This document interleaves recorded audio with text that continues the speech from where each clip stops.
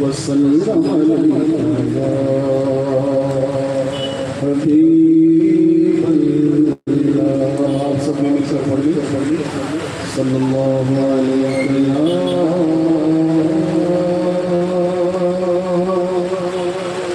رسول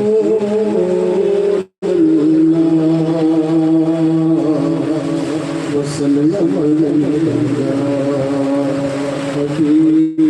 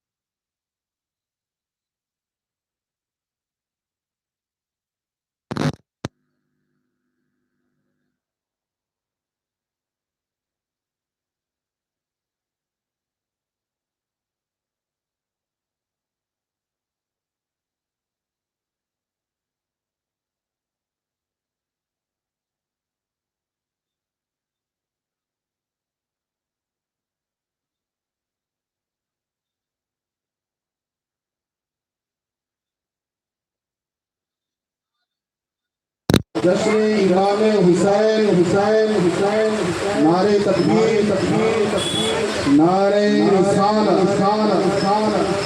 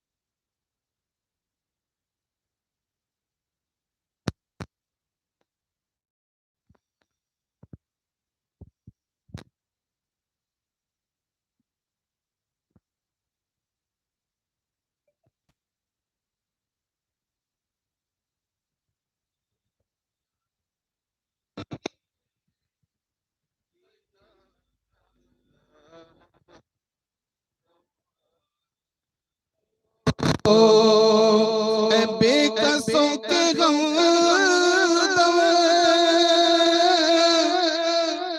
دنیا کے دور ہو اے بے قصوں کے غم دنیا کے دور ہو بس جا اے دل میں کعبہ بس جا اے دل میں کعبہ سینہ بنے مدینہ بس جا اے دل میں کعبہ سینہ بنے مدینہ یا مصطفیٰ عطا ہو آقا میری حضوری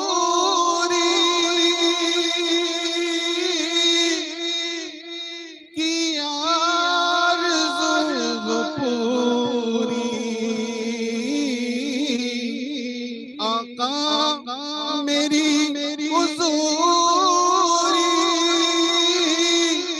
کی آرزو پوری ہو جا اے دور دوری ہو جا اے دور دوری اے والی مدینہ ہو جا اے دور دوری اے والی مدینہ یا مصطفیٰ عطا ہو آقا نہ ٹوٹ جائے یہ دل کا بگینہ آقا نہ ٹوٹ جائے یہ دل کا بگینہ اب کی برس بھی مولا اب کی برس بھی مولا رہ جاؤں میں کہیں نہ اب کی برس بھی مولا رہ جاؤں میں کہیں نہ یا مصطفیٰ عطا ہو نزدیک آ رہا ہے رمضان کا مہینہ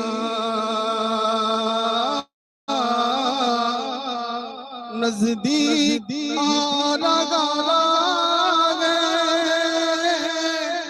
رمضان کا مہینہ ساحل سے زائروں کا ساحل سے زائروں کا پھر آ لگا سفینہ ساحل سے زائروں کا ساحل سے زائروں کا پھر آ لگا سفینہ یا مصطفیٰ عطا ہو یا مصطفیٰ عطا ہو اب اس غازری کا کر لو نظارہ آ کر اب آپ کی گلی کا یا مصطفیٰ عطا ہو بول دیجئے محبت سے اللہ تعالی ہم سب کو مدینے کی حاضری عطا فرمائے اور جو اس سال حج کر کے آئے اللہ تعالیٰ ان کے صدقے ہمیں بھی حج کی توفیق عطا فرمائے میرے پیارے آقا صلی اللہ علیہ وسلم کے پیارے دیوانوں، آئیے چند اشعار سرکار امام حسین کی شان میں گوش گزار کرتا ہوں. کہہ دیجیے محبت سے سبحان اللہ، اور محبت سے کہہ دیں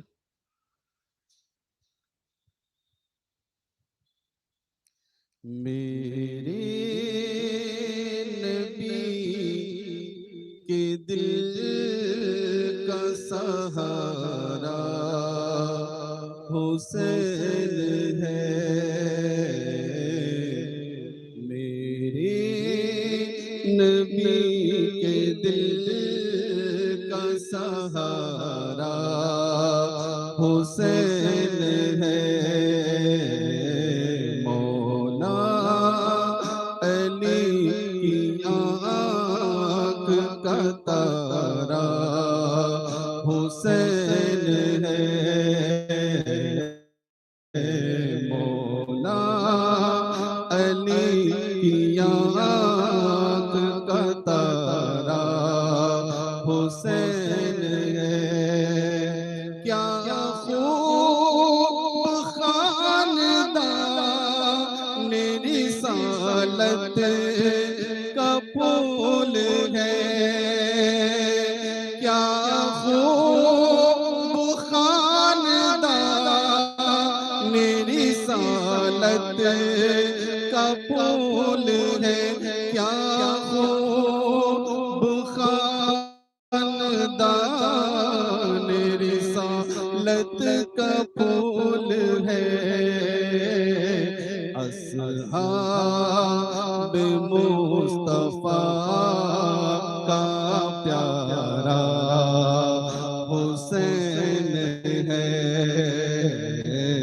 اصحاب مصطفیٰ کا سہارا حسین ہے.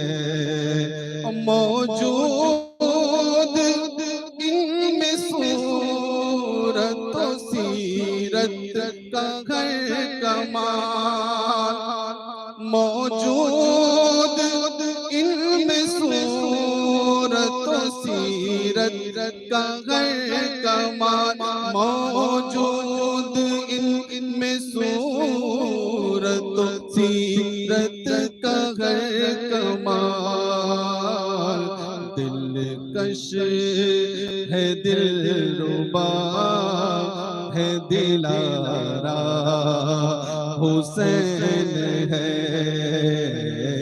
دلکش ہے دلربا ہے دلارا حسین ہے. اور ڈٹنا سکھا دیا ہمیں حق پر حسین نے.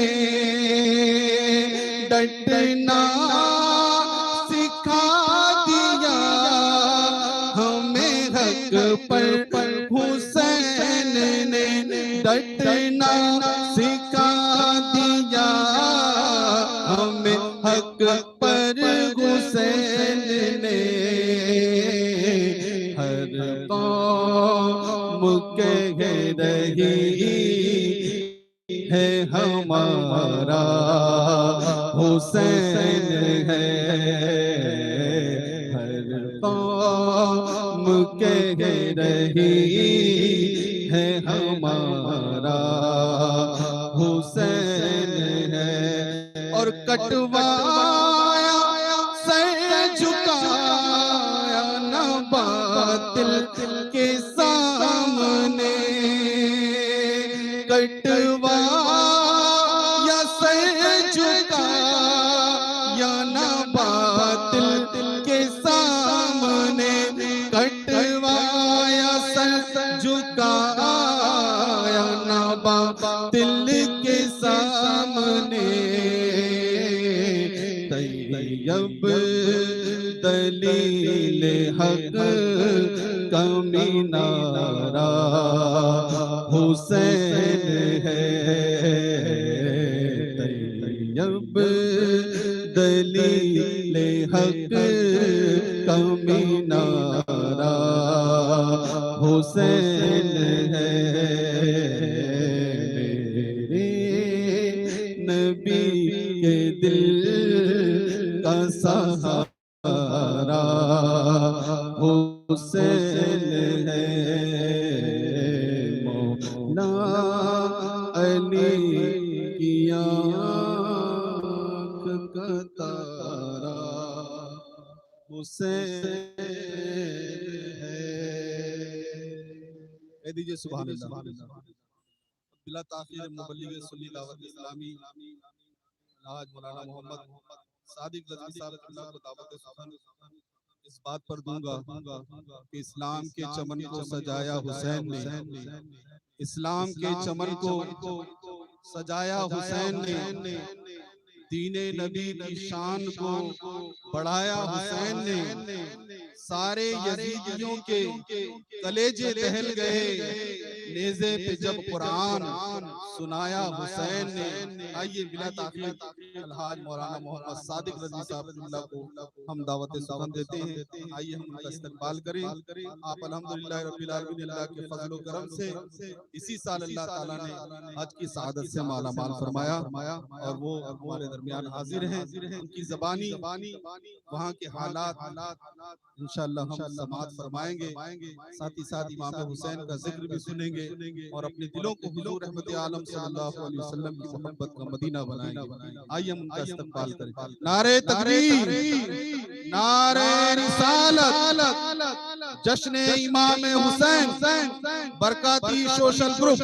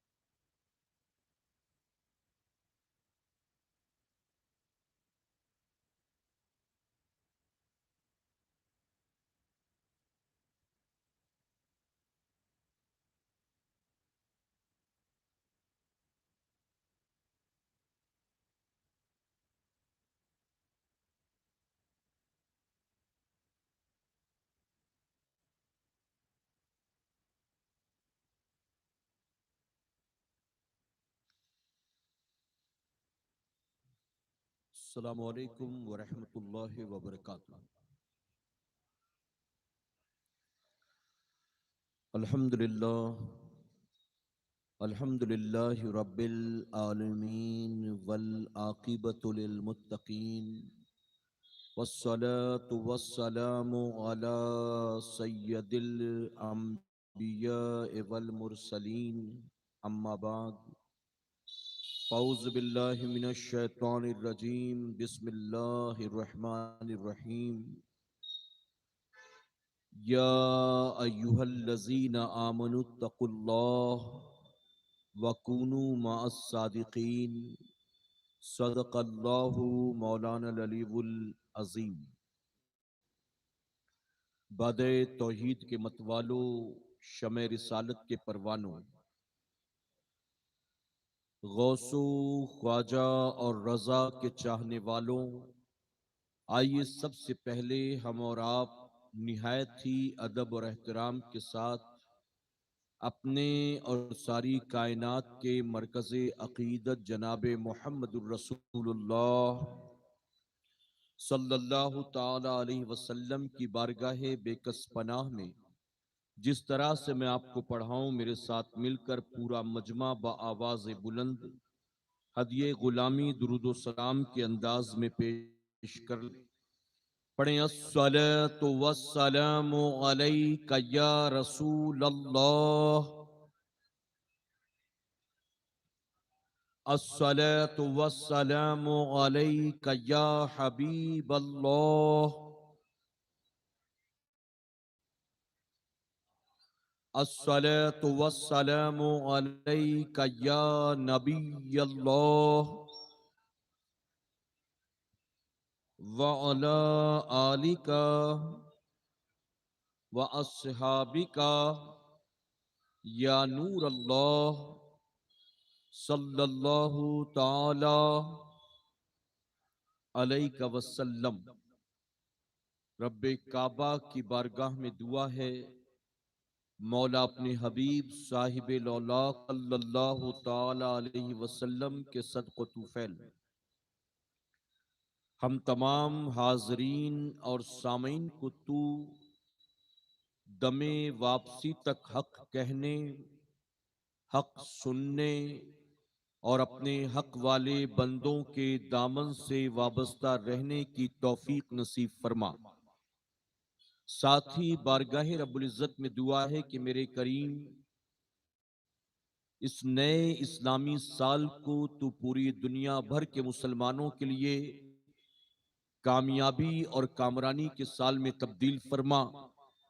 اس نئے سال میں مسلمانوں کو پھر سے کھوئی ہوئی عزت اور کھویا ہوا وقار دوبارہ نصیب فرما۔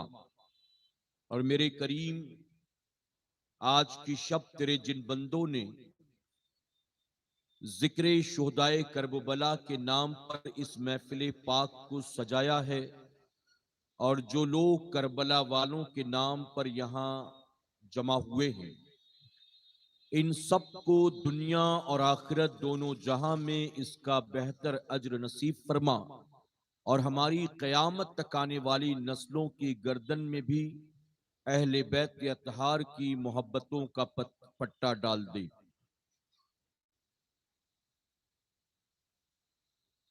میرے پیارے آقا علیہ الصلوۃ والتسلیم کے پیارے دیوانوں، سب سے پہلے تو میں آپ تمام کو تحریک سنی دعوت اسلامی کی جانب سے اور برکاتی سوشل گروپ کی جانب سے نئے سال کی بہت بہت مبارکباد دیتا ہوں، اور دعا کرتا ہوں کہ اللہ تبارک تعالیٰ اس نئے سال میں ہمیں اور آپ کو وہ سب کچھ عطا فرمائے جو ہمارے اور آپ کے حق میں بہتر ہو۔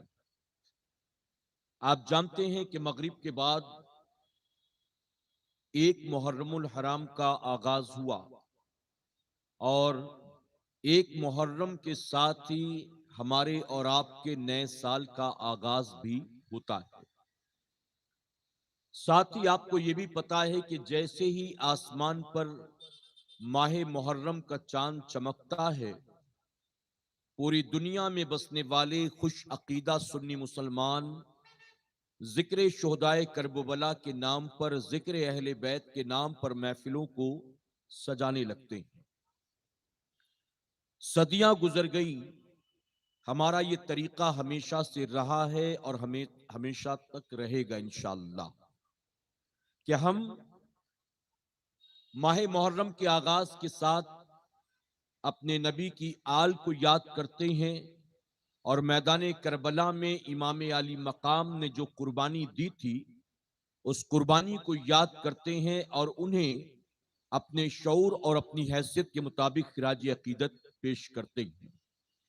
میرے پیارے آقا علیہ الصلوۃ والتسلیم کے پیارے دیوانوں، آج سے ذکر شہدائے کربلا کی محفل کا آغاز ہوا، اور آپ دیکھ رہے ہیں کہ آج صبح سے مسلسل بارش بھی جاری تھی۔ چونکہ پہلی محفل ہے اور مسلسل بارش بھی ہو رہی تھی، اس وجہ سے ہمارے بہت سارے بھائی غیر حاضر ہیں، ورنہ آپ ہر سال دیکھتے ہیں کہ یہاں جتنی کرسیاں بچھائی جاتی ہیں، ان کرسیوں کے مقابلے کئی گنا زیادہ لوگ اس محفل پاک میں جمع ہوتے ہیں۔ میرے پیارے آقا علیہ الصلوۃ والتسلیم کے پیارے دیوانوں، یاد رکھیں ایک بات ہمیشہ کے لیے، کہ یہ وہ بابرکت محفل ہے کہ جس محفل کو سجانے والا یا جس محفل میں آنے والا کوئی ایک بھی نہ اپنی مرضی سے سجاتا ہے، نہ کوئی ایک اپنی مرضی سے آتا ہے، بلکہ سجاتے بھی وہی ہیں اور آتے بھی وہی ہیں جن کو میرا رب پسند فرماتا ہے، اور اللہ تعالیٰ انہیں توفیق دیتا ہے اس محفل پاک کو سجانے کی، اور اللہ توفیق دیتا ہے ہمارے اور آپ کے جیسے لوگوں کو اس محفل میں آنے کی۔ اسی لیے میں کبھی کبھی کہتا ہوں یہ محفل وہ محفل نہیں ہے کہ جہاں پر آیا جاتا ہے، یہ محفل وہ محفل ہے جہاں پر بلایا جاتا ہے، اور اللہ تبارک تعالیٰ بلاتا اسی کو ہے جسے وہ पसंद फरमाता है। मेरे प्यारे आका अलैहिस्सलातु तस्लीम के प्यारे दीवानों, आज चूंकि पहली महफिल है इसलिए ज्यादा लंबी चौड़ी गुफ्तगू नहीं करूंगा।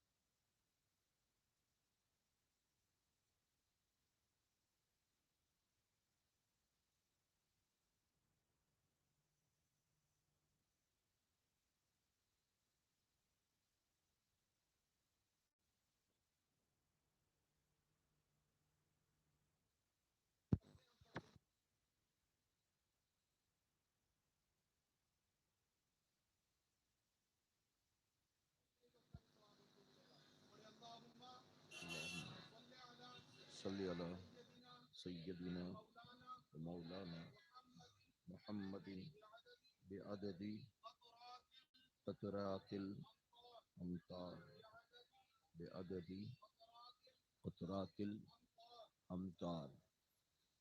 मेरे प्यारे आका अलैहिस्सलातु तस्लीम के प्यारे दीवानों, तो मैं अर्ज कर रहा था चूंकि आज पहली महफिल है तो इसलिए ज्यादा लंबी चौड़ी गुफ्तगू नहीं होगी, बल्कि आज मैं बयान का आगाज करूंगा। आज तमहीद होगी और तकरीर आप कल सुनेंगे इंशाअल्लाह। जिन हजरात को नहीं पता है कि यहां पर महफिल सज रही है, आप कल उन तक दावत जरूर पहुंचाने की कोशिश करेंगे इंशाअल्लाह। और याद रखें, बारिश की जरा भी परवाह ना करें। अल्लाह के प्यारे महबूब सल्लल्लाहु अलैहि वसल्लम फरमाते हैं कि वो बंदा जो इल्म की तलब में अपने घर से निकलता है और उसके पैर गर्द आलूद होते हैं, यानी उसके पैरों में धूल मिट्टी लगती है, तो अल्लाह तबारक ताला उन पैरों को जहन्नम की आग से आजाद फरमा देता है। अगर इल्म की तलब में चलें और पैर में धूल मिट्टी लग जाए तो अल्लाह उस इंसान को जहन्नम की आग से बचा लेता है। अब अगर जिक्र शोदाए करबला की महफिल में आए और आपके ऊपर बारिश के चंद कतरे पड़ जाएं, तो यकीन जाने कि अल्लाह तबारक ताला आपके सारे वजूद को जहन्नम की आग से महफूज फरमा लेगा। उसकी वजह के कारोबार के लिए निकले थे तो नहीं भीगे, रिश्तेदार के वहां जा रहे थे इसलिए नहीं भीगे, आप किसी दोस्त से मिलने जा रहे थे इसलिए नहीं भीगे, बल्कि नबी की आल की मोहब्बत में निकले थे और इस वजह से भीगे हैं। तो आपका ये भीगना भी जाए नहीं जाएगा, बल्कि इस भीगने पर भी मेरा करीम आपको इनाम अता फरमाएगा, क्योंकि मेरे रब के खजाने में कोई कमी नहीं। धूल मिट्टी लग जाए तो अल्लाह सवाब दे, बारिश के कतरे पड़ जाएंगे तो क्या अल्लाह सवाब नहीं देगा? बल्कि मेरे प्यारे आका के प्यारे दीवानों, मैं तो अर्ज करना चाहूंगा, ये बारिश की बूंदे नहीं बल्कि अल्लाह की रहमत के कतरे। और जिक्र हुसैन की महफिल में आते जाते चंद कतरे पड़ जाएं, इंशाअल्लाह दुनिया भी संवर जाएगी और आखिरत भी संवर जाएगी। मेरे प्यारे आका के प्यारे दीवानों, आज मुझे जिस उन्वान पर गुफ्तगू करना है, आइए मैं आपके सामने वो अहम चीजें बयान करता हूं और मैं गुजारिश करता हूं कि आप जिस्म के साथ जहन को हाजिर रखेंगे और मेरी एक एक बात को सिर्फ सुनेंगे नहीं बल्कि समझने की कोशिश करेंगे इंशाअल्लाह। मेरे प्यारे आका के प्यारे दीवानों, इस्लामी अकाइद में हमारा ये अकीदा है, अल्लाह के ताल्लुक से हम मुसलमानों का ये अकीदा है कि सारी कायनात का खालिक अल्लाह है और इस सारी कायनात का मालिक अल्लाह है, इस सारी कायनात का राज़िक अल्लाह है। अल्लाह के सिवा इस कायनात को बनाने वाला दूसरा कोई नहीं, अल्लाह के सिवा इस कायनात के निजाम को चलाने वाला दूसरा कोई नहीं, अल्लाह के सिवा तमाम मखलूक को खिलाने पिलाने वाला कोई दूसरा नहीं। यह हमारा अकीदा, ये इस्लामिक कॉन्सेप्ट है। और मेरे प्यारे आका के प्यारे दीवानों, ये वो इस्लामी अकीदा है कि हर दौर में जिसका मुखालिफ मुकाबला करता रहा, हर दौर में मुखालिफिन जिसका मुकाबला करते रहे, और हमारे बुजुर्गों ने कुरान और हदीस की रोशनी में, यहां तक कि साइंस की रोशनी में, उनको मुंह तोड़ जवाब देकर इस बात को प्रूफ किया है कि सारी कायनात को अल्लाह के सिवा किसी और ने पैदा नहीं किया है। और अल्लाह के बारे में हमारा अकीदा यह है, अल्लाह वाहिद है, अल्लाह यकता है, अल्लाह अकेला है। अपनी जात और सिफात में अल्लाह एक है, और अल्लाह जैसा कोई नहीं, उसका शरीक कोई नहीं, उसका मददगार कोई नहीं। अल्लाह तबारक ताला के ना बीवी है, ना बच्चे हैं, ना दोस्त हैं, ना यार हैं, ना कोई मददगार है, बल्कि सारी कायनात को पैदा उसने अकेले किया, और सारी कायनात के निजाम को भी चलाने वाला वो तन्हा है।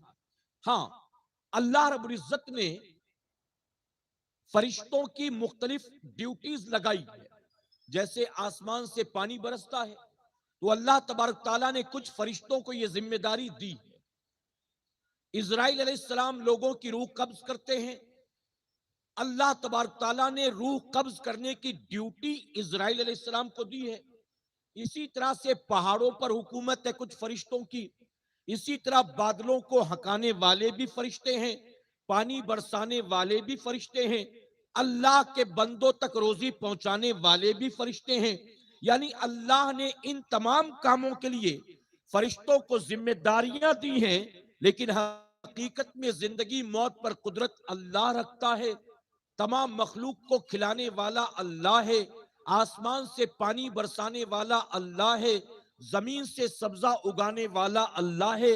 और यही इस्लामिक कॉन्सेप्ट है, यही और हमारा यही आपका अकीदा होना चाहिए। आ रही बात समझ आ? मेरे प्यारे आका के प्यारे दीवानों, अगर माज़ल्ला सुम माज़ल्ला कोई मुसलमान होकर यह अकीदा रखे कि अल्लाह के सिवा भी कोई है जो इस काम को कर रहा है या कर सकता है, या वो माज़ल्ला इन कामों में अल्लाह का मददगार है, तो फिर गोया उसने अल्लाह की जात और सिफात में शिर्क किया, और फिर वो शिर्क करने वाला क्या होगा, इस्लाम से खारिज हो जाएगा। याद रखें एक अकीदे की बात, एक इंसान बड़ा से बड़ा मुजरिम, बड़ा से बड़ा खताकार हो, बड़ा से बड़ा पापी हो, अल्लाह कयामत में बड़े से बड़े मुजरिम के गुनाह को माफ फरमा देगा। लेकिन जिस किसी ने अल्लाह के साथ कुफ्र किया या अल्लाह के साथ शिर्क किया, तो मेरे आका सल्लल्लाहु अलैहि वसल्लम ने फरमाया कि यह इतना बड़ा गुनाह है कि अल्लाह इसे किसी सूरत में माफ करने वाला नहीं है। एक आदमी ने चोरी कर ली, एक आदमी ने शराब पी ली, एक आदमी ने जुआ खेल लिया, एक आदमी ने सूद खा लिया, एक आदमी से जिना सरजद हो गया, एक आदमी ने दुनिया का कितने बड़ा से बड़ा गुनाह क्यों ना कर लिया हो, अगर वो रब की बारगाह में तौबा कर ले तो अल्लाह उसके गुनाह को माफ फरमा देगा। लेकिन फरमाया गया कुफ्र और शिर्क इतना बड़ा गुनाह है कि अल्लाह तबारक तआला इसे कभी माफ नहीं करता। और जिसने अल्लाह की जात और सिफात में किसी को शरीक ठहरा दिया, यकीनन उसका ठिकाना आखिरत में जहन्नम। याद रखें मेरे प्यारे आका अलैहिस्सलातु तस्लीम के प्यारे दीवानों, अब इस कायनात को पैदा करने वाला अल्लाह, और इस कायनात में हमें और आपको भी अल्लाह ही ने पैदा फरमाया। हमें जो नाम मिला, पहचान मिली, हमें जो अल्लाह ने इज्जत दी, अल्लाह ने हमें जो रिस्क दिया, यकीनन हमें और आपको इन तमाम नेमतों के हुसूल पर अपने रब का शुक्र अदा करना चाहिए। इन तमाम नेमतों के मिलने पर हमें क्या करना चाहिए, अल्लाह का शुक्र अदा करना चाहिए। आप बताएं, जो रब सारी कायनात का खालिक व मालिक है, उस रब की दी नेमतों को हासिल करने के बाद बंदा उसी रब की नाफरमानी करे, क्या ये एक बंदे को ज़ेबा देता है? मेरे प्यारे आका के प्यारे दीवानों, अगर माँ बाप अपनी औलाद को खिलाएं पिलाएं पढ़ाएं लिखाएं और वो औलाद माँ बाप की बागी बन जाए, वो औलाद माँ बाप की नाफरमान बन जाए, तो माँ बाप उस औलाद को पसंद करेंगे? माँ बाप उस औलाद से मोहब्बत करेंगे? आप बताएं, अगर माँ बाप खिलाए पिलाए पढ़ाए लिखाए, उसे सर पर छत दे, उसके ऊपर माल खर्च करे, उसकी तमाम ख्वाहिशात को पूरा करे, اور وہ دن رات اپنے ماں باپ کی نافرمانی کرتا ہو تو ظاہر ہے کہ ماں باپ بھی اس اولاد سے راضی ہونے والے نہیں ہیں۔ ایک بندے کو رب نے ہزارہ نعمتیں عطا کی اور وہ بندہ اللہ کی نعمتوں کو پانے کے بعد صرف اللہ کی نافرمانی نہیں کر رہا ہے، اللہ کے ساتھ کفر کرتا ہے، اللہ کے ساتھ شرک کرتا ہے۔ تو آپ بتائیے کیا اللہ اس بندے سے کبھی راضی ہوگا؟ اس بندے سے کبھی خوش ہوگا؟ میرے پیارے آقا کے پیروانوں، میں ایک ایگزامپل کے ذریعے آپ کو سمجھاتا ہوں۔ اللہ کے خلیل سیدنا ابراہیم علیہ السلام کی عادت تھی، ابراہیم علیہ السلام بنا مہمان کو لیے کبھی کھانا نہیں کھاتے تھے۔ روایتوں میں آتا ہے کہ اگر آپ کو کبھی مہمان نہ ملتے تو آپ اپنے ملک کی سرحد تک چلے جاتے تھے مہمان کو تلاش کرنے کے لیے۔ مہمان سے مراد یہ نہیں کہ جو ان کے گھر آ جائے اس کو کھلا دیں، نہیں، وہ اپنے شہر کے گلی کوچوں میں بازاروں میں جاتے اور تلاش کرتے کسی مسافر کو، کسی راہگیر کو کوئی مل جائے، اسے لے کر آتے تھے اور اپنی دعوت دیتے اور اسے کھانا کھلاتے تھے۔ بعض وقت ملک کی سرحد تک پہنچ جاتے، کسی کو تلاش کر کے لاتے، کھانا کھلاتے۔ ایک مرتبہ ایک آدمی کو ڈھونڈ کر لائے، آپ دسترخوان پر بٹھایا، اس کا ہاتھ دھلایا، آپ نے کہا کھاؤ۔ اس نے جیسے لقمہ اٹھایا منہ کے قریب لے گیا، آپ نے ہاتھ پکڑ لیا۔ آپ نے فرمایا اللہ کے بندے، جس اللہ کی دی روزی کھا رہا ہے، جس اللہ کا دیا رزق کھانے جا رہا ہے، کم سے کم اس کا نام تو لے لے، کم سے کم بسم اللہ تو پڑھ لے۔ اب اس آدمی نے جب یہ سنا تو اس نے لقمہ دوبارہ برتن میں رکھ دیا اور رکھ کر کہا کہ اے ابراہیم، مجھے نہیں پتا تھا کہ تو نے مجھے اس لیے بلایا ہے، میں نے تو سمجھا تو نے دعوت دی، میں کھانے آ گیا، لیکن یہاں بلا کر تو یہ سب کرے گا مجھے نہیں پتا تھا۔ تو چاہتا ہے کہ میں تیرے رب کا نام لوں، میں تیرے رب کا نام کیوں لوں؟ میں تیرے رب کا ماننے والا نہیں ہوں، معاذ اللہ، میں تیرے رب کو ماننے والا نہیں۔ گویا اس نے بتایا کہ میں مشرک ہوں، مومن نہیں۔ تو ابراہیم علیہ السلام نے فرمایا کہ اگر تو میرے رب کا ماننے والا نہیں تو اٹھ یہاں سے، میں تجھے یہ کھانا نہیں کھانے دوں گا، بھاگ۔ یہ کہہ کر کو باہر نکال دیا۔ ابھی وہ مسافر چند قدم وہاں سے چلا تھا کہ جبرائیل علیہ السلام اللہ کے خلیل ابراہیم علیہ السلام کی خدمت میں حاضر ہوئے اور حاضر ہو کر عرض کرتے ہیں کہ اللہ کے خلیل، اللہ فرماتا ہے کہ ابراہیم سے پوچھو وہ بندہ جو مسافر تھا، بھوکا تھا، دسترخوان پر بیٹھا کھانے کے لیے، اسے میرے خلیل نے بن کھائے پیے دسترخوان سے کیوں اٹھا دیا؟ تو ابراہیم علیہ السلام فرماتے جبرائیل تو نے دیکھا نہیں، وہ اللہ کا دیا رزق کھانا تو چاہتا ہے لیکن اللہ کا نام لینے کو تیار نہیں، تو جو اللہ کا نام نہ لے میں اسے کھانے نہیں دوں گا، اس لیے میں نے بھگا دیا۔ اب جبرائیل علیہ السلام عرض کرتے ہیں کہ اللہ کے خلیل، اللہ فرماتا ہے کہ ذرا میرے ابراہیم سے پوچھو یہ بندہ جس نے آج ایک بار تیرے سامنے میرا نام نہیں لیا تو تو نے دسترخوان سے بھوکا اسے اٹھا دیا، بتا آج تک اس نے جو کچھ کھایا پیا ہے اسے کس نے کھلایا پلایا ہے؟ ابراہیم علیہ السلام فرماتے بے شک اللہ ہی نے کھلایا پلایا ہے۔ تو جبرائیل علیہ السلام عرض کرتے ہیں اللہ فرماتا ہے میرا بندہ جب سے پیدا ہوا تب سے لے کر اب تک میرا دیا کھایا پیا لیکن میرا نام نہ لیا، پھر بھی میں نے روزی کو بند نہ کیا، اور آج تیرے سامنے ایک بار میرا نام نہ لیا تو تو نے کھانے سے روک دیا اور دسترخوان سے بھوکا اٹھا دیا۔ اللہ اکبر۔ جبرائیل علیہ السلام عرض کرتے ہیں اللہ کے خلیل، اللہ فرماتا ہے کہ فوراً جائیں اس مسافر کو منائیں اور دوبارہ لا کر اسے کھانا کھلائیں، اللہ کا نام لے نہ لے اس کی مرضی ہے لیکن اسے بھوکا نہ لوٹائیں۔ ابراہیم علیہ السلام فوراً جاتے ہیں، اسے سمجھاتے بجھاتے ہیں، وہ نہیں مانتا، آپ اسے مناتے ہیں اور اس کے بعد واپس لاتے ہیں۔ وہ بندہ کہتا ابراہیم پہلے تو نے مجھے بھوکا اٹھا دیا اور اب تو مجھے منانے آیا ہے، بات کیا ہے؟ تو ابراہیم علیہ السلام نے سارا معاملہ بتا دیا کہ میں نے تجھے کھانے نہ دیا، اس وجہ سے اللہ نے تنبیہ فرمائی، اللہ ناراض ہوا اور اس لیے میں تجھے بلانے کے لیے آیا ہوں۔ اللہ اکبر۔ جب اس شخص نے جو کہ مشرک تھا اس نے یہ سنا تو جانتے بے ساختہ پکار اٹھا۔ وہ کہتا ہے کہ اگر تیرا رب واقعی ایسا ہے جو ہم جیسے نافرمانوں سے بھی اتنی محبت کرتا ہے کہ اپنے نبی کو بھیج کر مجھے کھانے کے لیے بلاتا ہے تو ابراہیم ہم کھانا بعد میں کھائیں گے، پہلے تیرے رب کا کلمہ پڑھ کر تیرے دین کو قبول کر لیں گے۔ میرے پیارے آقا کے پیروانوں، کہنے سے مراد کیا ہے؟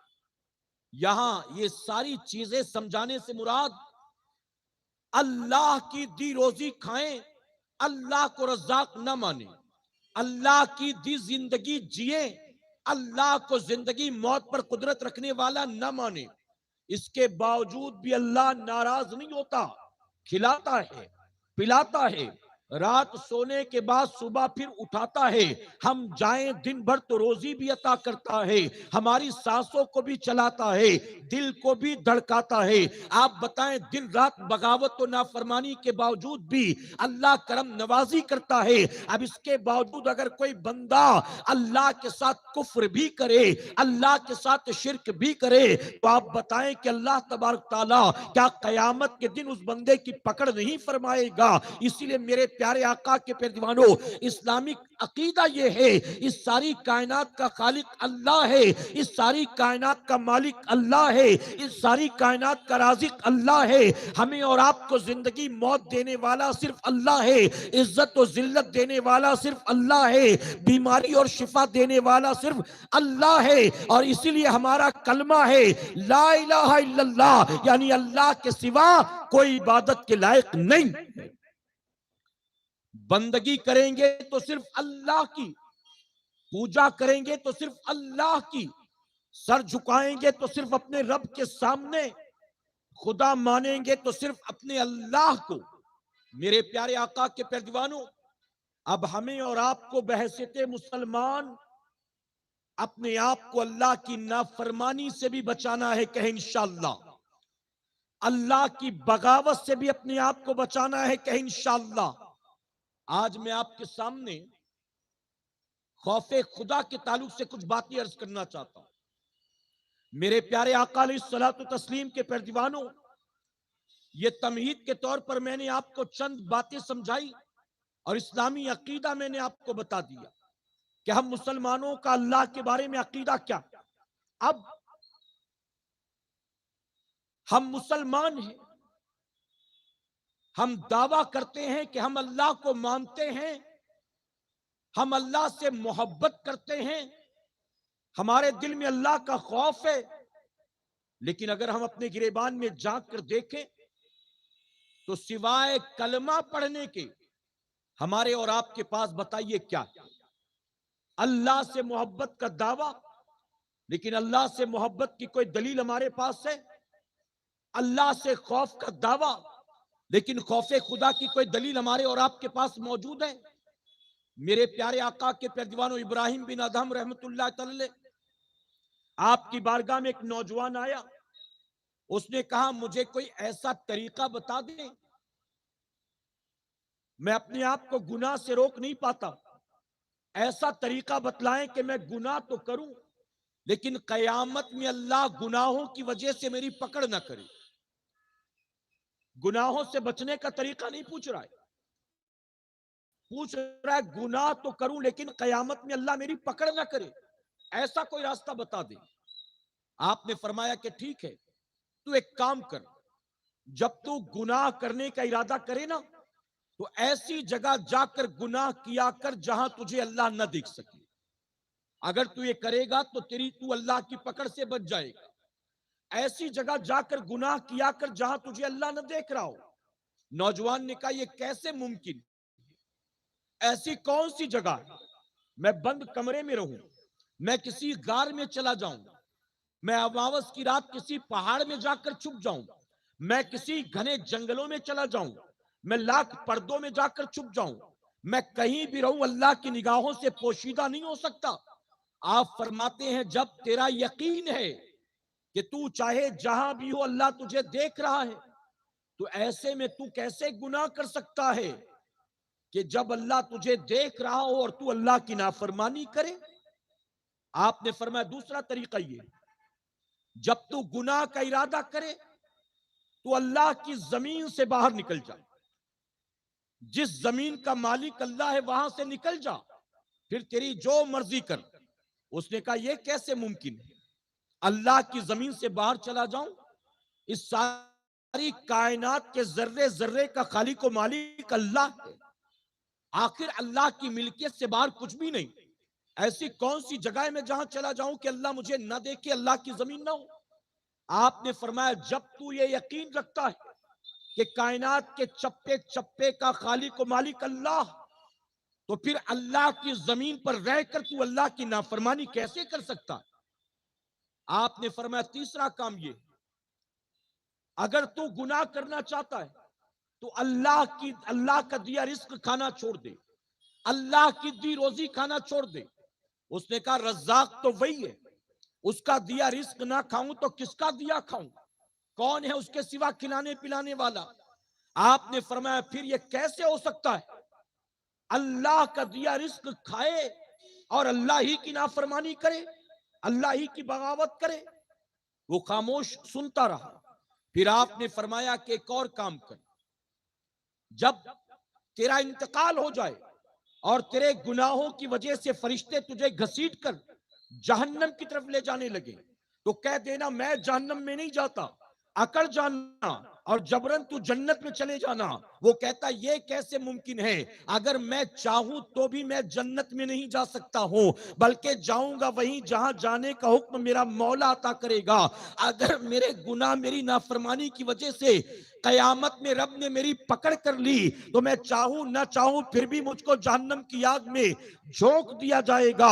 آپ فرماتے ہیں کہ جب تجھے یقین ہے کہ تیری بدعمالیاں تجھے جہنم میں لے کر جائیں گی اور تو اپنے آپ کو بچا نہ سکے گا، تو پھر تو آخر اللہ کی نافرمانی کیسے کرتا ہے، گناہ کیسے کرتا ہے؟ اس بندے نے فوراً آپ سے کہا میں آپ کو گواہ بنا کر توبہ کرتا ہوں اور وعدہ کرتا ہوں کہ آج کے بعد میں کبھی اللہ کی نافرمانی نہیں کروں گا۔ ہم مانتے ہیں کہ خالق وہ ہے، ہم مانتے ہیں کہ رازق وہ ہے، ہم مانتے ہیں کہ ہمارا رب، ہمارا معبود حقیقی وہ ہے، اس کے باوجود بتائیے اس کی نافرمانی کر رہے ہیں کہ نہیں کر رہے ہیں؟ دعویٰ ہے محبت خدا کا، دعویٰ ہے خوف خدا کا، لیکن میرے پیارے آقا کے پیروانوں ہمارے پاس دلیل کے نام پر کوئی چیز موجود نہیں۔ میں نے پچھلی مرتبہ بھی آپ سے کہا تھا 2019 سے لے کر 2021 کے درمیان جو کورونا کال تھا، جو لاک ڈاؤن کا پیریڈ تھا، آپ نے دیکھا کہ اس دور میں صرف بوڑھے کمزور بیمار نہیں، نہ جانے کتنے ہٹے کٹے لوگ دنیا سے رخصت ہو گئے، نہ جانے کتنے ہٹے کٹے جوان 18 20 22 سال کے کورونا کی وجہ سے دنیا سے رخصت ہو گئے۔ ہم زندہ تھے، زندہ ہیں، کیا یہ رب کا احسان نہیں ہے؟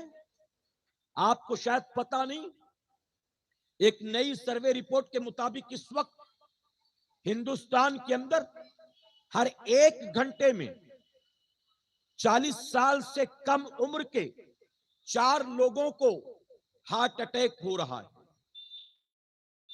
ہر ایک گھنٹے کے اندر 40 سال سے کم عمر کے 4 لوگوں کو ہارٹ اٹیک آ رہا ہے۔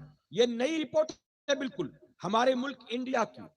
اب اس پر لوگ اپنی الگ الگ تحقیق کر رہے ہیں، کوئی کہہ رہا ہے کورونا کے اثر کی وجہ سے ہارٹ اٹیک آ رہا ہے، کوئی کہہ رہا ہے ویکسین کی وجہ سے ہارٹ اٹیک آ رہا ہے، کوئی کہہ رہا ہے کہ کچھ اور پرابلم۔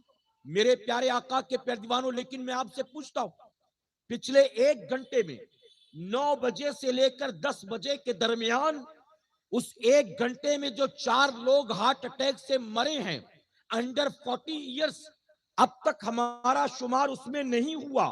کیا یہ اللہ کا احسان نہیں ہے؟ کیا یہ اللہ کا کرم نہیں ہے؟ 10 سے 11 کے درمیان اس میں ہمارا نمبر بھی لگ سکتا ہے، 11 سے 12 کے درمیان ہمارا نمبر لگ سکتا ہے۔ تو یاد رکھیں زندگی اور موت پر اللہ کے سوا دوسرا کوئی قدرت نہیں رکھتا۔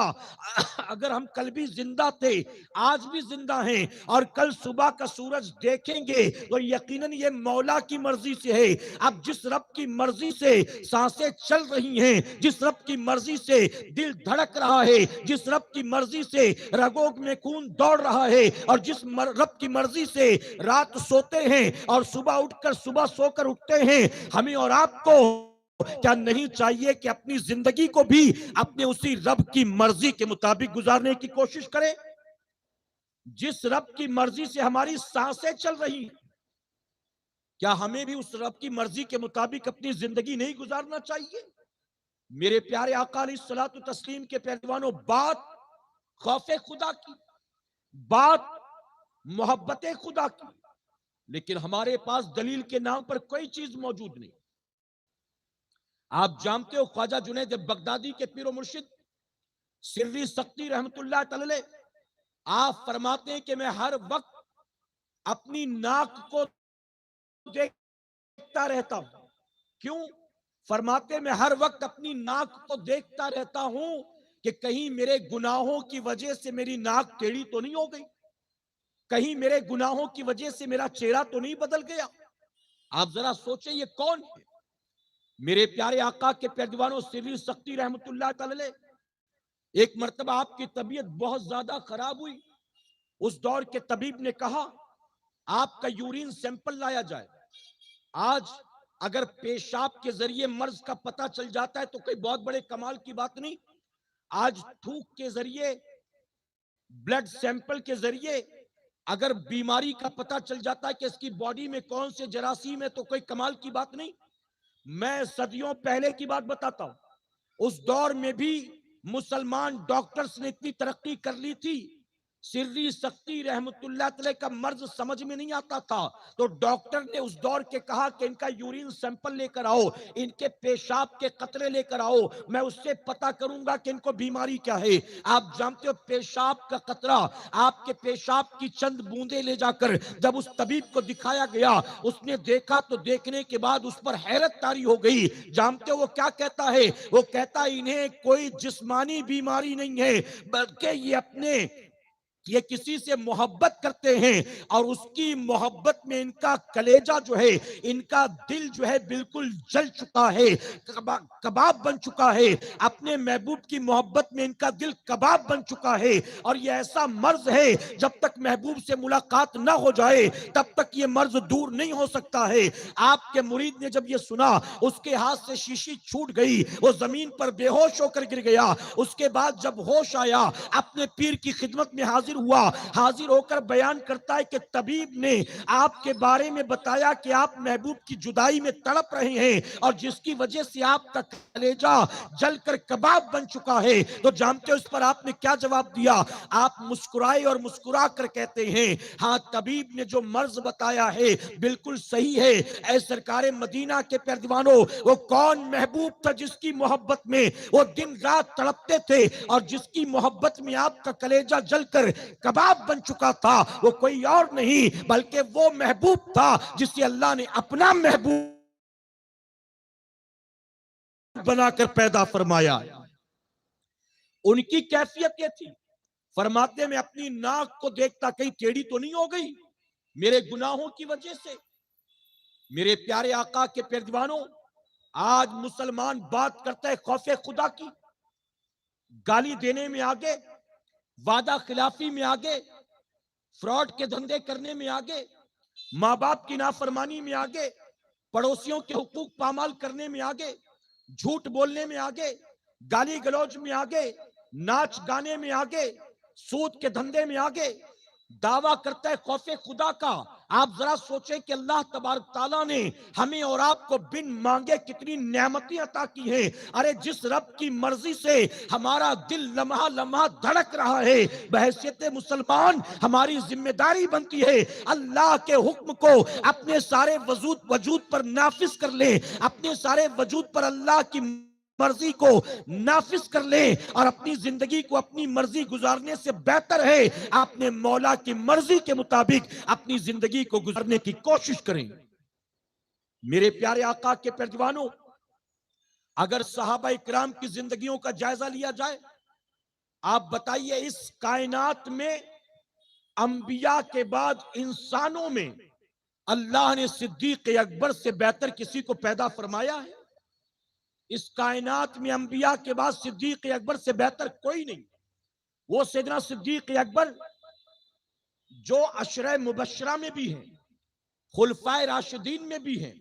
ارے وہ صدیق اکبر جو زمین کے اوپر رہے تو نبی کے یار غار بن کر رہے، اور زمین کے نیچے گئے تو نبی کے یار مزار بن کر گئے۔ وہ صدیق اکبر، اللہ اکبر، میرے پیارے آقا کے پیروانوں، آج جس سبز گنبد کو دیکھ کر سنیوں کے کلیجے ٹھنڈے ہوتے ہیں، وہ سبز گنبد صرف میرے نبی کی مزار کا نہیں ہے، وہی سبز گنبد تو ابو بکر اور عمر کی مزار کا بھی ہے۔ وہ سنہری جالیاں جس کے سامنے چند لمحے کھڑے ہو کر نبی کی بارگاہ میں درود و سلام کا نذرانہ پیش کرنے کی آرزو ہر عاشق رکھتا ہے، اس سنہری جالیوں کے اس پار صرف امام الانبیاء آرام نہیں کر رہے ہیں، بلکہ امام الانبیاء اپنے پہلو میں صدیق اکبر اور عمر فاروق اعظم کو بھی سلائے ہوئے، جو نہ جیتے جی نبی سے جدا ہو سکا، نہ دنیا سے جانے کے بعد نبی سے جدا ہو سکا۔ اس صدیق اکبر سے بہتر کون ہوگا انسانوں میں انبیاء کے بعد، جس کو اللہ نے یہ شرف عطا کیا کہ میرے نبی نے اعلان نبوت کے بعد جب مکے میں لوگوں کے سامنے اسلام کی دعوت پیش کی، ابو بکر مکے میں موجود نہیں تھے، آپ ملک شام جا رہے تھے، لیکن آدھے راستے سے پلٹ کر آئے ہیں اور سب سے پہلے اللہ کے حبیب کے ہاتھوں پر آپ نے اسلام قبول فرمایا۔ اللہ نے آپ کو یہ شرف دیا۔ میرے آقا نے زمین پر بیٹھے بیٹھے صدیق اکبر کو کئی مرتبہ جنت کا پروانہ عطا فرما دیا۔ ارے جس کے بارے میں میرے نبی نے فرمایا ہوں، دنیا میں جن جن لوگوں نے مجھ پر جتنے احسان کیے، میں نے سب کے احسان کا بدلہ چکا دیا، تنہا میرا ابو بکر وہ ہے جس کے احسان کا بدلہ قیامت کے دن اللہ اسے عطا فرمائے گا۔ جس کے احسان کا بدلہ، آپ سوچیں جس کے احسان کو نبی احسان فرمائے، اس ابو بکر کی شان کیا ہوگی۔ وہ صدیق اکبر ایک چھوٹے سے پرندے کو دیکھتے تھے تو زاروں قطار رونے لگتے تھے، لوگ پوچھتے کہ رونے کی وجہ کیا ہے، تو صدیق اکبر جواب دیتے کاش کتنا اچھا ہوتا ابو بکر کی ماں نے اسے جنا نہ ہوتا، ابو بکر ایک پرندہ ہوتا، یہاں وہاں ڈال پر اڑتا پھرتا، قیامت کے دن اسے مٹی میں تبدیل کر دیا جاتا، کم سے کم اللہ کی بارگاہ میں حساب کتاب دینے کا ڈر تو نہ ہوتا۔ آپ سوچیں کہ وہ صدیق اکبر جس کو جنت کے مالک و مختار نے زمین پر جنت کا مزدہ عطا کر دیا، وہ صدیق اکبر کے خوف خدا کا عالم یہ ہے کہ قیامت کے حساب کتاب کو یاد کر کے وہ صدیق اکبر بھی روتے ہیں۔ اور آج ہم مسلمانوں کی پوزیشن کیا ہے؟ میں آپ سے سوال پوچھتا ہوں، مرتے وقت ہمیں کبھی میسر آئے گا کہ نہیں آئے گا کوئی جانتا ہے؟ میرے پیارے آقا کے پیروانوں، آج تیزی کے ساتھ کلمہ پڑھنے والی مسلمان بچیاں ناجائز و حرام محبتوں کے چلتے مرتد ہو رہی ہیں، دیکھ رہے کہ نہیں دیکھ رہے آپ؟ ارے آج کے دور کا باپ اپنی بیٹی کا ایمان و عقیدہ بچا نہیں سکتا ہے، آج کے دور کا ترقی یافتہ باپ اپنے جوان بیٹے بیٹیوں کا ایمان و عقیدہ بچا نہیں سکتا ہے۔ مرنے سے پہلے اس کا خود کا انجام کیا ہوگا وہ جانتا ہے؟ آپ بتائیں مرنے کے بعد جب قبر میں جائیں گے تو حشر کیا ہوگا، میدان قیامت میں اٹھیں گے تو انجام کیا ہوگا؟ کبھی چلتے پھرتے کھاتے پیتے دل میں خیال آتا ہے سکرات میں کلمہ ملے گا کہ نہیں ملے گا؟ قبر جہنم کا گڑھا بنے گی کہ جنت کا باغ؟ قبر میں آگ لگا دی جائے گی کہ جنت کا بچھونا بچھایا جائے گا؟ کبھی سوچنے کا وقت ملا آپ کو؟ آج کے ترقی یافتہ دور کا مسلمان آئی پی ایل کے بارے میں سوچتا ہے، الیکشن کے بارے میں سوچتا ہے، نیا موبائل خریدنے کے بارے میں سوچتا ہے، گھومنے پھرنے کے بارے میں سوچتا ہے، وہ مال و دولت کمانے کے بارے میں سوچتا ہے، نفس کی تمام خواہشات کو حرام و حلال ہو پوری کرنے کے بارے میں سوچتا ہے، لیکن کبھی اپنی آخرت کے بارے میں نہیں سوچتا ہے۔ ایک مسلمان کے دل میں اگر خوف خدا ہو تو یاد رکھیں، خوف خدا رکھنے والا انسان کبھی دنیا دار نہیں ہوتا ہے۔ وہ دنیا دار ہوگا؟ ارے جس کے دل میں اللہ کی محبت ہو، جس کے دل میں اللہ کا خوف ہو، کیا اس کے دل میں کبھی دنیا کی محبت گھر کر سکتی ہے؟ کیا اس کے دل میں کبھی دنیا کا خوف گھر کر سکتا ہے؟ میرے پیارے آقا کے پیروانوں، صوفیہ فرماتے ہیں بہت پیاری بات، فرماتے ایک دل میں اگر پانی آ رہا ہو تو آپ اندر آ جائیں، تھوڑا کوئی مسئلہ نہیں، آپ کے بائیں جانب کی کرسیاں خالی ہیں اور اس طرف سے اگر بوچھار آ رہی ہو تو اندر شفٹ ہو جائیں۔ میں عرض کر رہا تھا، صوفیہ فرماتے ہیں ایک دل میں دو ڈر ایک ساتھ جمع نہیں ہو سکتے، یا تو دل میں رب کا ڈر ہوگا یا تو دل میں سب کا ڈر ہوگا، ایک دل میں دونوں ڈر ایک ساتھ اکٹھا نہیں ہو سکتے۔ آج ہمارے دلوں میں سب کا ڈر کیوں ہے؟ کیونکہ ہمارے دل سے رب کا ڈر نکل چکا ہے۔ غوث اعظم کے دل میں کیا سب کا ڈر تھا؟ غریب نواز کے دل میں کیا سب کا ڈر تھا؟ محبوب الہی کے دل میں کیا سب کا ڈر تھا؟ ارے مخدوم فقی علی ماہمی کے دل میں کیا سب کا ڈر تھا؟ آپ بتائیں ان کے دلوں میں سب کا ڈر کیوں نہیں تھا؟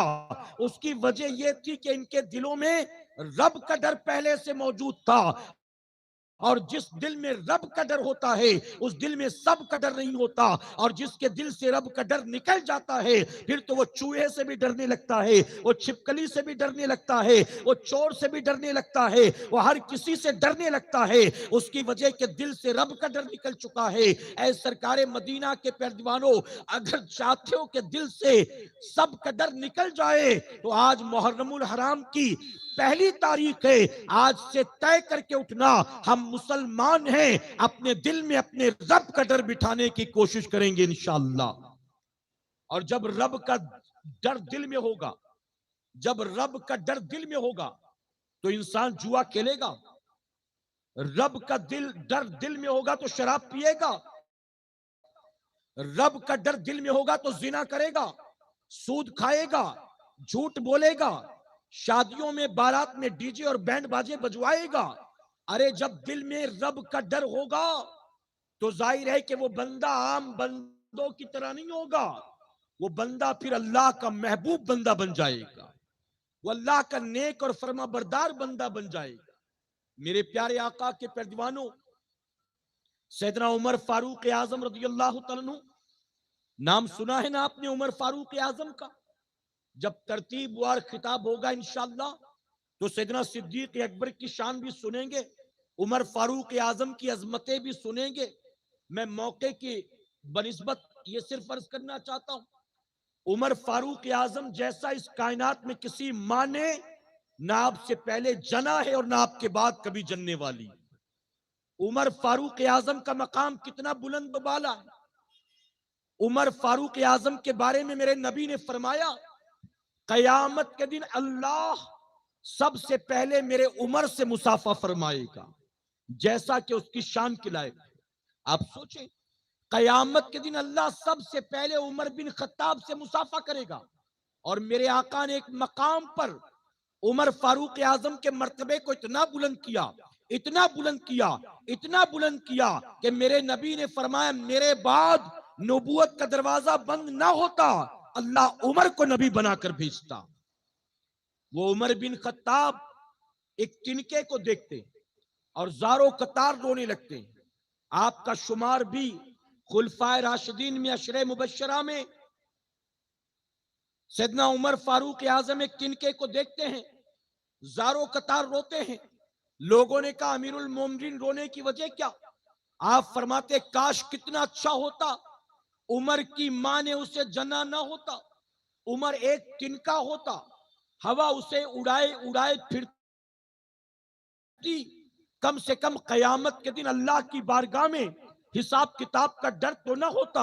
آپ سوچیں کہ جن کو زمین پر اللہ کے حبیب نے جنت کا مژدہ عطا کر دیا ہو، جن کو نبی نے اپنے پہلو میں سلائے رکھا ہو، وہ قیامت کے دن کے حساب کتاب کو یاد کر کے روتے ہیں، اور آج کے ترقی یافتہ دور کا ماڈرن مسلمان اپنی قبر کو بھی کبھی یاد نہیں کرتا۔ حضرت ابو دجانہ آپ فرماتے ہیں، کاش کتنا اچھا ہوتا میں مینڈا ہوتا، میں انسان ہوتا، میں مینڈا ہوتا۔ اب حضرت آپ فرماتے ہیں میں مینڈا ہوتا کہ مجھے ذبح کر دیا جاتا، مجھے ہانڈی میں ڈال کر پکایا جاتا، میرے گوشت کو کھا لیا جاتا، سالن کو پی لیا جاتا، کم سے کم قیامت کے دن اللہ کی بارگاہ میں حساب کتاب کا خوف تو نہ ہوتا۔ آپ سوچیں میرے پیارے آقا علیہ الصلوۃ والتسلیم کے پیروانوں، میں کتنے صحابہ کے واقعات آپ کے سامنے پیش کروں۔ مولا کائنات مولا علی نماز پڑھ کر مسجد سے نکلے، مسجد نبوی شریف نماز پڑھ کر نکلے اور اپنے ہاتھوں کو ملتے ہوئے کہتے ہیں، میں نے اپنے نبی کے صحابہ سے بہتر آج تک کسی کو نہیں دیکھا۔ یہ کب کی بات ہے؟ 100 سال 200 سال پہلے کی بات نہیں، 1450 سال پہلے کی بات۔ مولا کائنات کا زمانہ، نماز فجر ادا کر کے نکلے، اپنے ہاتھ کو مل کر کہتے ہیں، میں نے اپنے نبی کے صحابہ سے بہتر کسی کو نہیں پایا۔ یہ وہ جماعت تھی اللہ والوں کی جو پوری پوری رات اللہ کے سجدے کرتے، قرآن کی تلاوت کرتے۔ اس کے باوجود خوف خدا کا عالم یہ تھا کہ جب راستوں میں چلتے تھے تو قدم لڑکھڑاتے تھے، ان کے بال بکھرے ہوتے، ان کے چہرے پراگندہ ہوتے، ان کی داڑیاں الجھی ہوتی، اور اس کے باوجود وہ خوف خدا میں روتے تھے اور فرماتے، آج لوگوں کو میں نے دیکھا، لوگوں کے دل سے آخرت کی فکر نکل چکی، لوگوں کے دل سے خوف خدا نکل چکا ہے۔ آپ بتائیں، اس زمانے کی بات کر رہے ہیں مولا کائنات، ہم نے تو وہ زمانہ بھی نہیں پایا، ہم تو صدیوں بعد پیدا ہوئے ہیں۔ پھر ہماری پوزیشن کیا ہے؟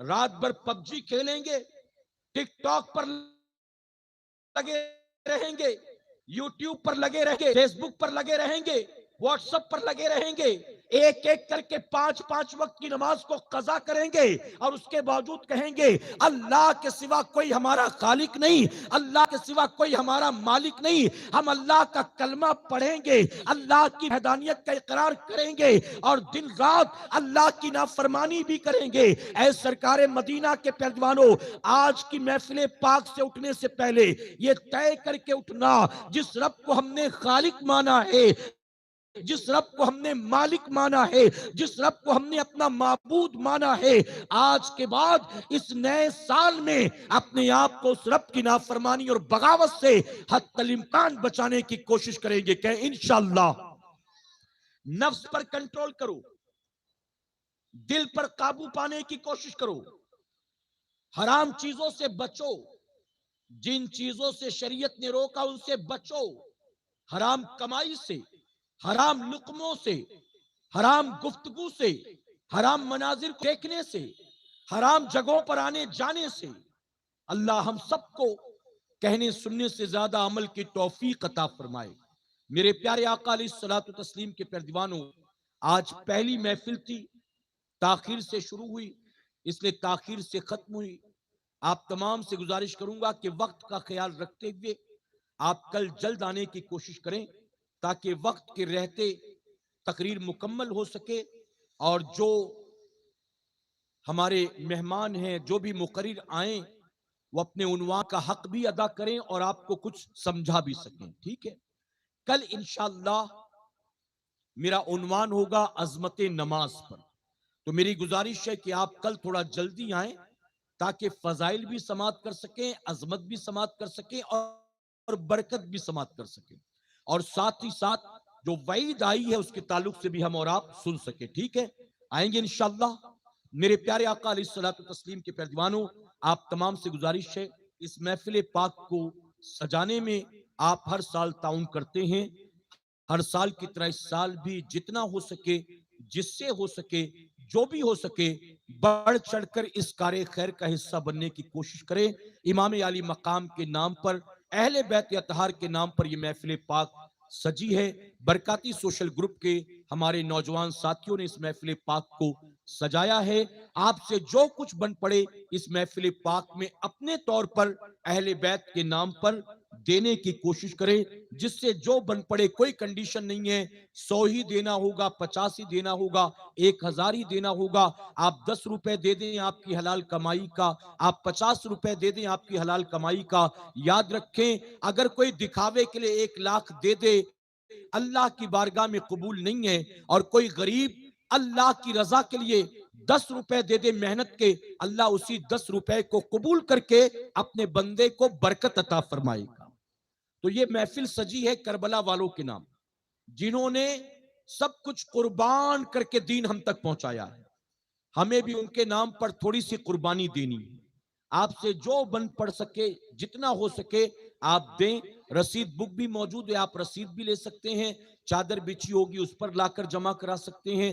مجھ کو مسافے کے ذریعے دے سکتے ہیں, آج نہیں تو کل دے سکتے ہیں, پرسوں دے سکتے ہیں. اسی طرح جو محفل کے اختتام میں نیاز کا اہتمام ہوتا ہے, اگر نیاز میں بھی آپ حصہ لینا چاہتے ہیں تو اپنا نام ہمارے ذمہ داران کے پاس آپ لکھانے کی کوشش کریں. اللہ ہمیں آپ کو سب کو کہنے سننے سے زیادہ عمل کی توفیق عطا فرمائے. میرے پیارے آقا کے پیروانوں, محفل کے آغاز میں بارش بہت تیز ہو گئی تھی, پھر بھی الحمدللہ کچھ لوگ آ کر بیٹھ گئے تھے. اس کے بعد محفل شروع ہوئی تو بارش بھی بند ہو گئی. اب بارش کل ہوتی رہے, پرسوں بھی ہوتی رہے, لیکن وقت پر آپ آتے رہیں گے انشاءاللہ, ٹھیک ہے. کیونکہ اب بارش کا انتظار کریں گے تو ظاہر ہے کہ بارش سے تو بچ جائیں گے, لیکن ذکر حسین کی محفل سے محروم ہو جائیں گے. کیونکہ بارش کا مہینہ ہے, کتنا بھی چالے تو بچ نہیں سکتے نا آپ, تو بارش تو ہونا ہے. اب اگر بارش 4 مہینے ہوگی تو کام پر نہیں جائیں گے, بارش 4 مہینے ہوگی تو مسجد میں نماز پڑھنے نہیں جائیں گے, بارش 4 مہینے ہوگی تو کسی سے ملنے جلنے نہیں جائیں گے. ارے کوئی بیمار ہو جائے تو کیا بارش کی وجہ سے گھر میں پڑا رہے گا کہ بارش بند ہو جائے تب ڈاکٹر کے پاس جائیں گے؟ ایسا ہے نہیں. تو اسی طرح سے آپ اس محفل میں بھی بارش ہوتی رہے, اپنے طور پر چھاتا لے کر, جیکٹ لے کر, جس طرح سے بھی ہو سکے. الحمدللہ یہ سارا انتظام آپ کی خاطر کیا گیا ہے. بس یہاں تک آپ پہنچے, باقی یہاں آنے کے بعد کمیٹی والوں نے آپ کی خاطر انتظام کیا, یا آپ بچ جائیں گے انشاءاللہ. میرے پیارے آقا کے پیروانوں, لاک ڈاؤن سے پہلے جو آخری محفل تھی اس محفل میں بھی بارش تھی, اور بارش کی وجہ سے اس سال یہ پنڈال لگانا پڑا تھا. اور اس پنڈال کی وجہ سے برکاتی سوشل گروپ کی اس محفل کا بجٹ جو ہے 3 گنا زیادہ بڑھ گیا تھا. لیکن ساتھیوں کے حکم پر میں نے اعلان کیا تھا, اور ایک ہی محفل میں الحمدللہ آپ لوگوں نے اچھا خاصا تعاون کر دیا تھا. تو چونکہ بارش کی وجہ سے بجٹ بہت زیادہ ہے, آپ سے بھی گزارش ہے کہ تھوڑا سا حوصلہ پیدا کریں. ہر سال جتنا دیتے تھے اس سال اس سے زیادہ بڑھ کر دینے کی کوشش کریں. کہ انشاءاللہ محبت سے کہیں, میں نے یہ نہیں کہا ابھی دینے کی کوشش کریں, میں نے کہا اس سال دینے کی کوشش کریں, ابھی نہیں تو کل, پرسوں, ترسوں, جب ہو سکے. لیکن کوشش کریں کہ اس سال باقی سالوں کے مقابلے زیادہ دیں گے, کیونکہ ایکسپینسز بھی زیادہ ہیں, ٹھیک ہے. اور یاد رکھیں, دے کر یہ نہ سمجھیں کہ میں نے دے کر بڑا کمال کیا, بلکہ دے کر یہ سوچیں اے اللہ تو نے قبول کر لیا تو تیرا احسان ہو جائے گا. اس کی وجہ کہ میں نے دیا ہے, یہ میرا دیا نہیں ہے, یہ تیرا دیا ہے جو تو نے مجھ کو عطا فرمایا تھا, یہ تیرا دیا ہے جو میرے پاس تھا. اللہ کا شکر ادا کریں کہ مولا تو نے کم سے کم اس قابل تو بنایا کہ تیرے حبیب کی آل کے نام پر میں 100 روپے دے سکتا ہوں. اللہ کا شکر ادا کریں. تو زیادہ سے زیادہ تعاون کرنے کی کوشش کریں. اسی طرح جب آپ جانے لگیں تو پیچھے ہمارا سٹال بھی لگا ہوا ہے مٹی کے برتن کا, جس میں مٹی کے برتن موجود ہے, پورا سیٹ ہے, پلیٹ بھی ہے, کپ بھی ہے, گلاس بھی ہے, پیالہ بھی ہے. آپ پورا سیٹ لے سکتے ہیں, چاہے ایک چیز لے سکتے ہیں, جو بھی لینا چاہتے ہیں لے لیں, لیکن آپ لیں, کیونکہ مٹی کے برتن میں کھانا تمام انبیاء کی سنت مبارکہ ہے, اور خود میرے نبی نے مٹی کے برتنوں کا استعمال کیا. مزید وضاحت کل ہوگی انشاءاللہ. اللہ اپنے حبیب کے صدقے ہم سب کو کہنے سننے سے زیادہ عمل کی توفیق عطا فرمائے. وما علینا الا البلاغ. السلام علیکم. صلاۃ والسلام کے لیے کھڑے ہو جائیں, درود شریف پڑھیں.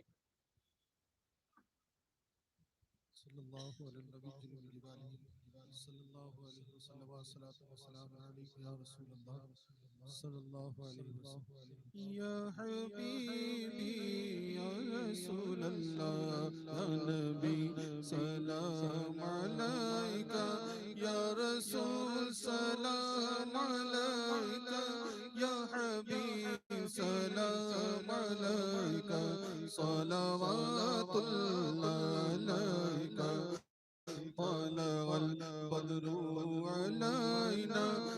سنية الوداع وجب الشكر علينا ما دعا لله داعي يا نبي سلام عليك يا رسول سلام عليك يا حبيب سلام عليك صلوات الله عليك اتنا کرم شاہ زمن ہو جب خالی روح سے بدل ہو آپ کے شہر کا کفن ہو اور مدینے میں دفن ہو یا نبی سلام علیکہ یا رسول سلام علیکہ یا حبیب سلام علیکہ صلوات اللہ علیکہ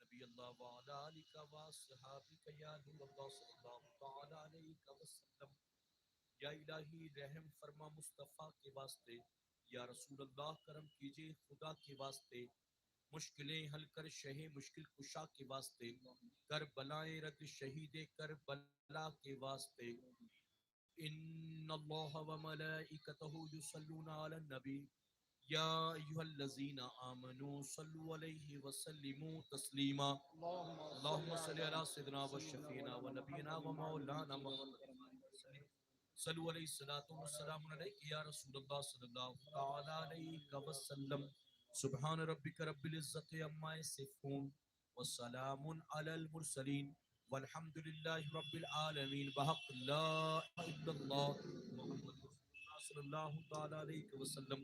میرے پیارے آقا کی پیروانوں، کل بھی